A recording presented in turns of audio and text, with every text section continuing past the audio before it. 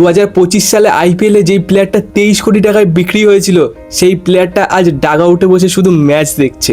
হ্যাঁ, আমি বলছি ওয়েঙ্কটেশ আয়ারের কথা। কেকেআর এর হয়ে 2021 সালে ডেবিউ করে আর সেই ডেবিউ ম্যাচে 27 বলে 41 রান করে, তাও আবার আরসিবির এগেইনস্টে, যেই ইনিংসটা আর কি খুবই ইমপ্রেসিভ ছিল। এরপর 2023 সালে মুম্বাইয়ের বিরুদ্ধে ওয়ানকেড়েতে সেঞ্চুরি। 2024 সালে কেকেআর এর হয়ে পুরো সিজনে ভাই দারুণ ইনিংস খেলে, এমনকি সে বছর কেকেআর চ্যাম্পিয়নও হয়। তারপরেই আছে 2025 সাল আইপিএল এ মেগা অকশন। কেকেআর আর কি ওয়েঙ্কটেশ আয়ারকে রিলিজ করে এবং রিলিজ করার পর তাকে আবার 23 কোটি টাকায় দলে নেয়, যেটা আর কি অনেক ওভার প্রাইস ছিল হিসাব মতো। তারপরেই তার মাথার উপর চলে আসে প্রাইজের প্রেশার আর তার পারফরমেন্সও খারাপ হতে লাগে। পুরো সিজনে কেকেআর হয়ে মাত্র 300-র কাছাকাছি রান করেছিল, যেটা আর কি খুবই অ্যাভারেজ ছিল প্রাইস হিসেবে। এবং সেই সিজনের পর এবছর তাকে কেকেআর থেকে রিলিজ করে দেয় এবং এবছর তাকে আরসিবি অকশনে কেনে 7 কোটি টাকায়। তবে এখন সে বেঞ্চে বসে আছে, তার জায়গায় খেলছে দেবদূত পাটিকেল। ওয়েঙ্কটেশ আয়ারের জায়গায় আর কি দেবদূত পাটিকেলকে ফার্স্ট ম্যাচে সুযোগ দেওয়া হয়েছে আর সেই সুযোগে দেবদূত পাটিকেল পুরো সৎ ব্যবহার করে নিয়েছে। ফার্স্ট ম্যাচেই ভাই দারুণ একটা 50 মেরেছে। তো তোমাদের কি মনে হয় ওয়েঙ্কটেশ আয়ারকে কি পরের ম্যাচে চান্স দেওয়া উচিত আরসিবি?